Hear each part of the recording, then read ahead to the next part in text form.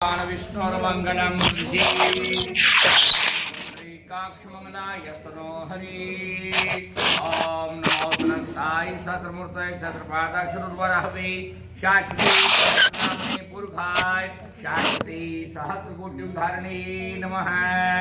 बोली श्री विष्णु भगवान की जय। तुलसी जी कहते हैं गंगा जी कमलों से इस प्रकार उत्पन्न हुई, इसकी कहानी तुलसी मुनि कहते हैं हे विष्णु के भक्तों, जैसे नारद मुनि ने राजा पृथु से कहा था कि कथा कहने वालों को और सुनने वालों को दोनों महापुण्यकारी होते हैं, पापों के नाश करने वाली तथा मुक्ति को प्रदान करने वाली ऐसी गंगा जी कथा सुनी। कश्यप मुनि जी जो कि इंद्र इत्यादि देवताओं को उत्पन्न करने वाले हुए थे, दो दक्ष पुत्रियां दिति और अदिति उनकी पत्नियां थी।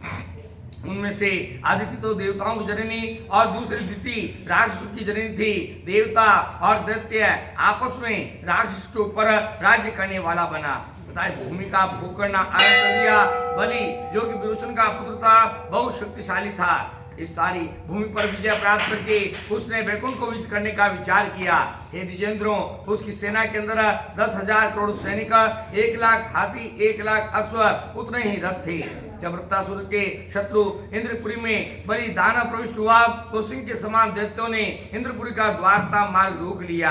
तत्पश्चात इंद्र इत्यादि देवता इकट्ठा होकर युद्ध के लिए प्रस्तुत होकर मिले। देवदानों का परस्पर घोर संग्राम हुआ।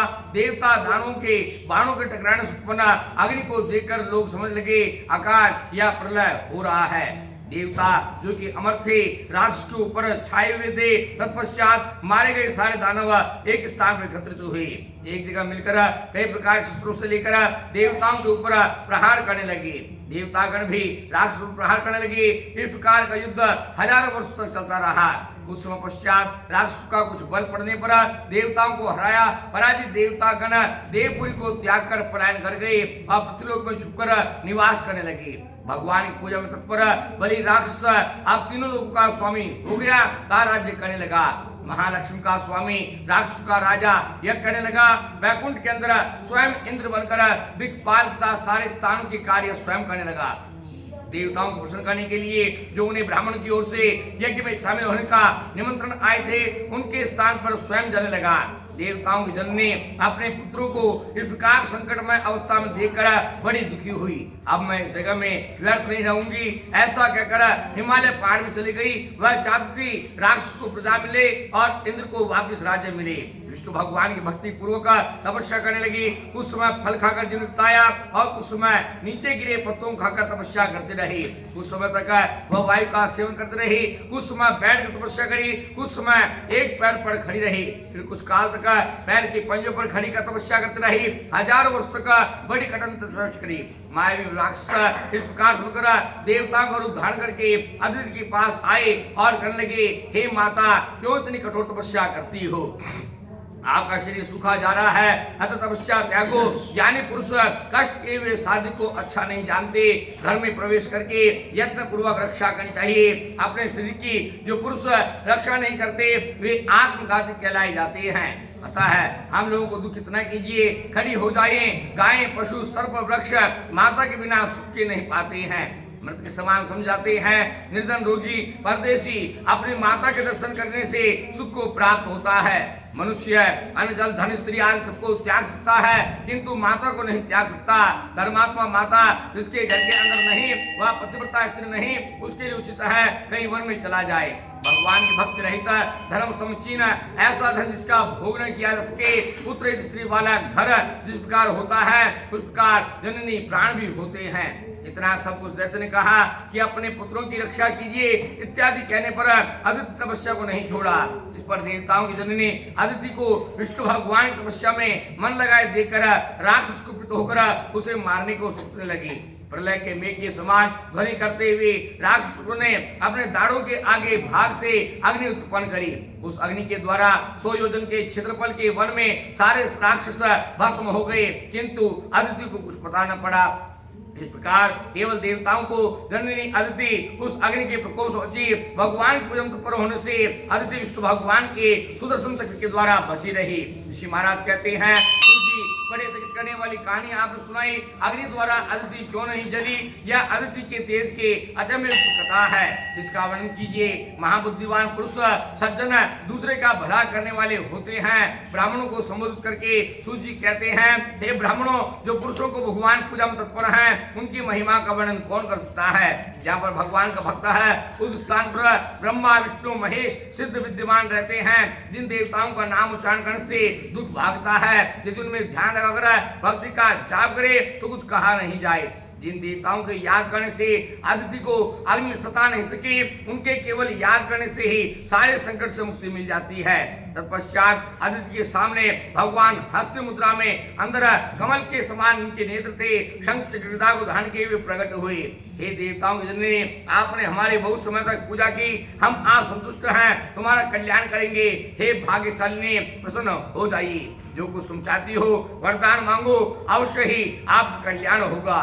देव के देवता हाथ में चक्र धारण करने वाले से वहां गई। अदिति सारे संसार को सुख पहुंचाने वाले भगवान को नमस्कार करके स्तुति करने लगी। सब जगह विद्यमान रहने वाले देवताओं के ईश्वर आपको प्रणाम है। आप सद्गुण आदि से लोग के व्यापार करने वाले आपको प्रणाम है। हे संसार के स्वामी, आपको प्रणाम है। ऋषि मुनि जिनके अवतार लिए हैं, आपको प्रणाम है। माया जैसे बंधन जिनके दर्शन मास हो जाते हैं, उनके रक्षक भगवान में आप प्रणाम करते हूँ। जिनके चरण कमलों को पूज कर लोग सिद्धि को प्राप्त करते हैं, मेरा उनको प्रणाम है। जो भगवान को नहीं जानते, उनको ऐसा प्रतीत होता है कि परमात्मा बहुत दूर है। प्रमाण रहित सद्भाव व ज्ञान साक्षी देव को नमस्कार करते हैं। जिनके चक्षु से सूर्य बना हुआ है, आप भी इंद्र, वायु, चंद्रमा, सूर्य, रुद्र, यमराज, अग्नि, कुबेर, वरुण हैं, आप अंतर्यामी हैं। हे भगवान, उससे मैं बोलूंगी कि मेरे पुत्र दैत्यों से कष्ट दिए गए हैं, मेरे पुत्रों को राज्य किसी और यत्र देना, दैत्यों को नष्ट मत करना, क्योंकि दिति के पुत्र भी मेरे पुत्र हैं। अदिति को आनंदित करके भगवान स्वयं प्रसन्न होकर कहने लगे, हे देवी, हम संतुष्ट हैं, आपका मंगल होएगा, हम आपके पुत्र बनेंगे, क्योंकि तुमने सौत के पुत्र को भी प्रेम किया है। आपके द्वारा जो मंत्र उच्चारण किया गया है, उसका जो मनुष्य उच्चारण करेंगे, वे धन धान्य के कभी अभाव में नहीं आएंगे, अंत में मेरे पद को प्राप्त होंगे। अदिति कहने लगी, हे देव, आप पूजने योग्य हैं। आपके एक एक रोम के अंदर ब्रह्मांड समाया हुआ है। हे देवताओं के वेद जैसे शास्त्र का देवता जिनके तात्पर्य नहीं समझते, मैं आपको किस प्रकार धारण करूंगी। जिस पुरुष ने बहुत बड़े पाप किए हों, वह भी आपके नाम लेने से मोक्ष को प्राप्त होता है, तो बताओ हम आपको कैसे धारण करेंगे।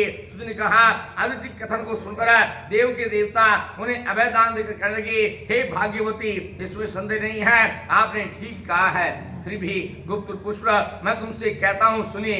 हे बाले, राग द्वेष भाव रहित होकर मेरे भक्त पाप रहित होकर सदैव मुझे ध्यान करते हैं, ऐसा पुरुष जो ब्राह्मणों का भला करने वाला हो, माता गुरु अतिथि आदि इन सब का भक्त हो, सदैव मुझको धारण करता है। पुण्य तीर्थ करने वाला, सत्संग लोक के अनुग्रह में रहता है, हमको सदैव धारण करता है। दूसरों का भला चाहने वाला, करने वाला, दूसरे धन को हड़पने की इच्छा न करने वाला, दूसरे की स्त्री को सदैव धारण करते हैं।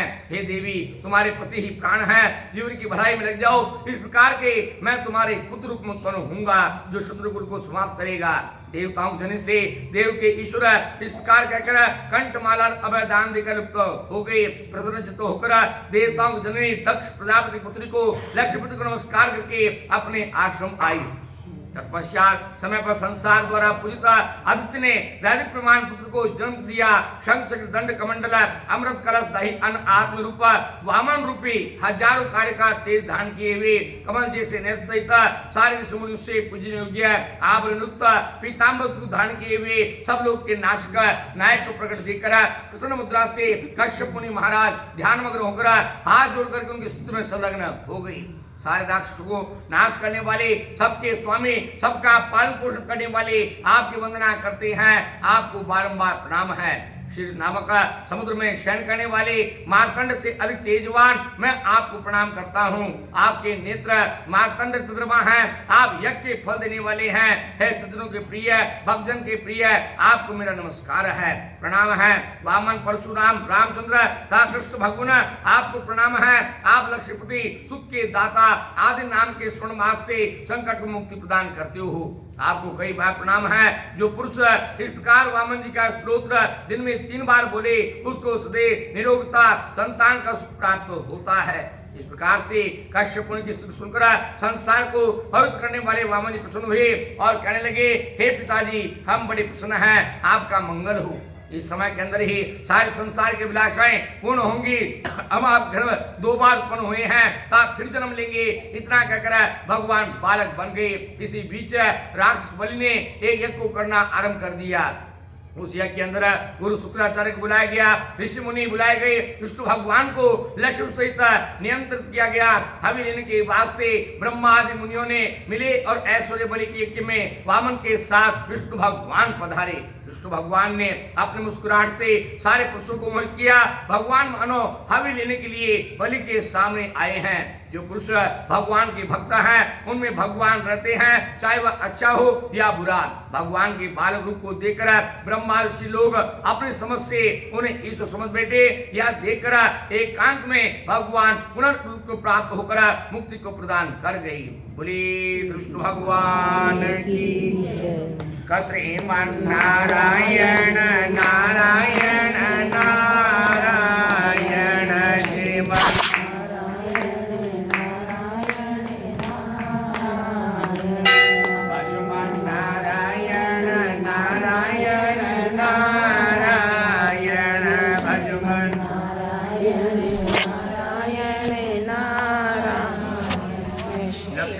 नारायण नारायण